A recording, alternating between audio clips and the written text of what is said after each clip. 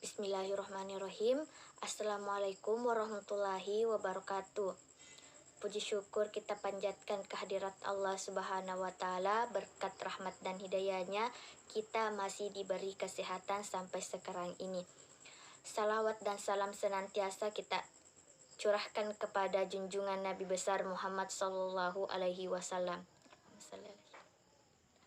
Nabi yang telah membawa kita dari alam kegelapan menuju ke alam yang terang benderang. Baik, perkenalkan, nama saya Nurul Akidah, NIM 602022019063, Prodi Ekonomi Syariah Kelompok 2 Semester 3, Fakultas Ekonomi dan Bisnis Islam. Baik, langsung saja saya akan menjelaskan tentang arti dan ciri-ciri ilmu pengetahuan. Pengertian ilmu pengetahuan. Ilmu merupakan kata yang berasal dari bahasa Arab, masdar dari alamiah ya'lamu yang berarti tahu atau mengetahui. Sementara itu, secara istilah, ilmu diartikan sebagai idraku syai'i bi hakikatu, yaitu mengetahui sesuatu secara hakiki. Dalam bahasa Inggris, ilmu biasanya dipadankan dengan kata sains. Dalam bahasa Indonesia, kata sains berasal dari bahasa Latin dari kata scire yang berarti tahu. Umumnya diartikan ilmu, tapi sering juga diartikan dengan ilmu pengetahuan. Meskipun secara konseptual mengacu pada makna yang sama, dapat disimpulkan bahwa ilmu merupakan keseluruhan usaha yang dengan sadar dilakukan untuk menyelidiki, menemukan, dan meningkatkan pemahaman manusia dari berbagai segi kenyataan alam manusia. Pengetahuan berasal dari kata tahu. Dalam Kamus Besar Bahasa Indonesia 2008, kata tahu memiliki arti antara lain mengerti sesudah melihat atau menyaksikan, mengalami, dan sebagainya. Mengenal dan mengerti. Pengetahuan merupakan segala sesuatu yang diketahui berdasarkan pengalaman manusia itu sendiri, yang pengetahuannya akan bertambah sesuai dengan proses pengalaman yang dialaminya.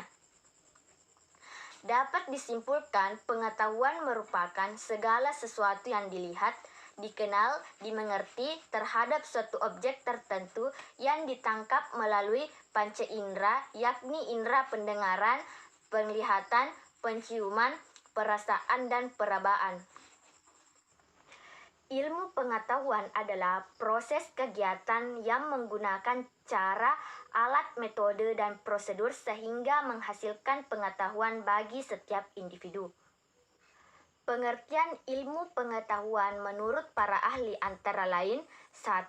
Helmi A. Kotto menyatakan bahwa ilmu pengetahuan adalah kumpulan pengetahuan yang tersusun secara sistematis, konsisten, dan berkesinambungan, serta telah teruji kebenarannya dan dapat diandalkan kegunaannya bagi manusia. Yang kedua yaitu Dadang Ahmad menyebutkan bahwa ilmu pengetahuan adalah suatu proses pembentukan atau konstruksi yang terus-menerus sampai dan menjelaskan fenomena dan keberadaan alam itu sendiri. Yang ketiga yaitu Ashley Montagu dalam bukunya The Culture Man menyebutkan bahwa ilmu pengetahuan yang disusun dalam satu sistem yang berasal dari pengalaman, pembelajaran, dan percobaan untuk menentukan hakikat yang sedang dipelajari. Yang keempat yaitu Avainev dalam bukunya Mersic Philosophy menyatakan bahwa ilmu pengetahuan adalah pengetahuan manusia tentang alam, masyarakat, dan pikiran. Ia mencerminkan alam dan konsep, kategori-kategori, dan hukum-hukum yang ketetapannya dan kebenarannya dapat diuji dengan pengalaman praktis.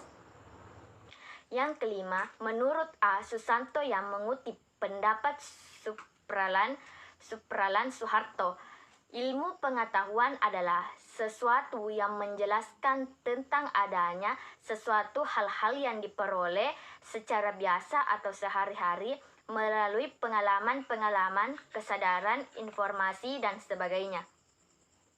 Dari beberapa definisi di atas dapat saya simpulkan bahwa ilmu pengetahuan merupakan hasil dari proses mencari tahu, dari yang tidak ditahu menjadi tahu, dari tidak dapat menjadi dapat.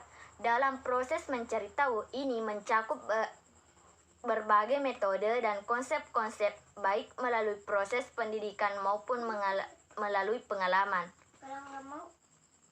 Ciri-ciri ilmu pengetahuan. Pertama, bersifat kumulatif dan merupakan milik bersama. Ilmu dapat dipergunakan untuk penelitian dan penemuan hal-hal baru dan tidak menjadi monopoli bagi yang menemukannya saja. Setiap orang dapat menggunakan atau memanfaatkan hasil penemuan orang lain. Contoh, penggunaan metode yang digunakan dalam pembelajaran tidak hanya ceramah, tetapi ada metode lain, misalnya diskusi yang bisa digunakan di kelas dalam rangka mengaktifkan siswa. Contoh yang kedua yaitu media pembelajaran tidak selamanya harus elektronik, tetapi manual juga bisa digunakan selama tepat dalam penggunaannya. Yang kedua yaitu kebenarannya tidak mutlak. Kebenaran suatu ilmu tidak selamanya mutlak. Hal ini terjadi karena menyelidiki menemukannya adalah manusia. Kekeliruan atau kesalahan yang mungkin terjadi bukan karena metode, melainkan terletak pada manusia yang kurang tepat dalam penggunaan metode tersebut. Contohnya, pendekatan dalam pembelajaran muncul berbagai nama, misalkan pembelajaran partisipatif, contextual learning, dan comparative learning. Yang ketiga yaitu bersifat objektif. Prosedur kerja atau cara menggunakan metode dalam menemukan atau meneliti sesuatu harus didasarkan pada metode yang bersifat ilmiah, tidak tergantung pada pemahaman secara pribadi. Contoh, berbagai model pembelajaran muncul diawali dengan penggunaannya dalam pembelajaran, kemudian diteliti efektivitas dari masing-masing model tersebut, kemudian disosialisasikan. Harsoyo 1977 mengemukakan ciri-ciri ilmu itu ada 4, yaitu bersifat rasional, empiris, umum, dan akumulatif. Dari keempat ciri tersebut, untuk memaknai masing-masing ciri dan mengaplikasinya dalam contoh-contoh konkret. Yang pertama yaitu bersifat rasional. Hasil dari proses berpikir merupakan akibat dari penggunaan akal atau rasio yang bersifat objektif. Contohnya yaitu menggunakan pembelajaran partisipatif dapat menumbuhkan kreatif pada siswa karena pada pelaksanaannya setiap siswa diberikan kesempatan untuk mengungkapkan pendapat atau gagasan atau dalam mengambil keputusan. Contoh yang kedua yaitu menggunakan pembelajaran kooperatif dapat menumbuhkan kerjasama di antara peserta belajar karena dalam pelaksanaannya peserta belajar dibagi dalam kelompok kecil untuk memecahkan suatu permasalahan. Yang kedua yaitu bersifat empiris. Ilmu diperoleh dari dan setiap pengalaman oleh panca indera. Ilmu sifatnya tidak abstrak. Berdasarkan pengalaman hidup dan penelitian dapat menghasilkan ilmu. Contohnya, penggunaan pembelajaran partisipatif didasarkan pada pengamatan bahwa keaktifan dan kreativitas peserta didik sangat memuaskan karena setiap siswa diberi kesempatan untuk berpartisipasi dalam berbagai aspek.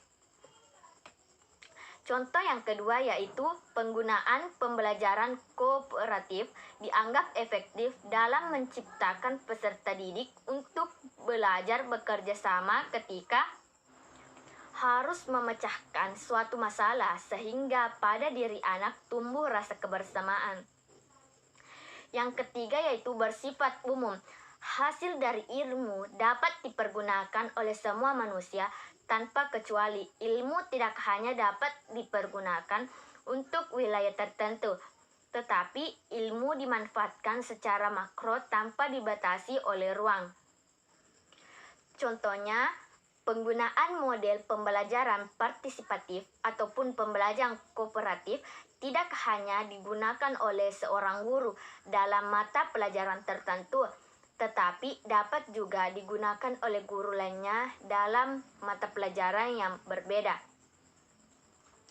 Contoh yang kedua yaitu penggunaan media dengan memanfaatkan potensi lokal dalam pembelajaran dapat digunakan pada tempat-tempat tertentu sesuai dengan potensi lokal yang dimilikinya.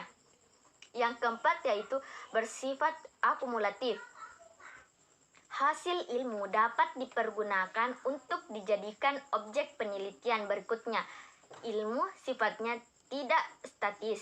Setelah diperoleh ilmu tentang sesuatu, maka akan muncul ilmu-ilmu baru lainnya. Contoh, setelah muncul model pembelajaran partisipatif dan model pembelajaran kooperatif, muncul lagi model pembelajaran lainnya, misalkan model contextual learning. Baik, itulah materi dari saya, arti dan ciri-ciri ilmu pengetahuan. Apabila ada kesalahan mohon dimaafkan. Saya akhiri dengan wassalamualaikum warahmatullahi wabarakatuh.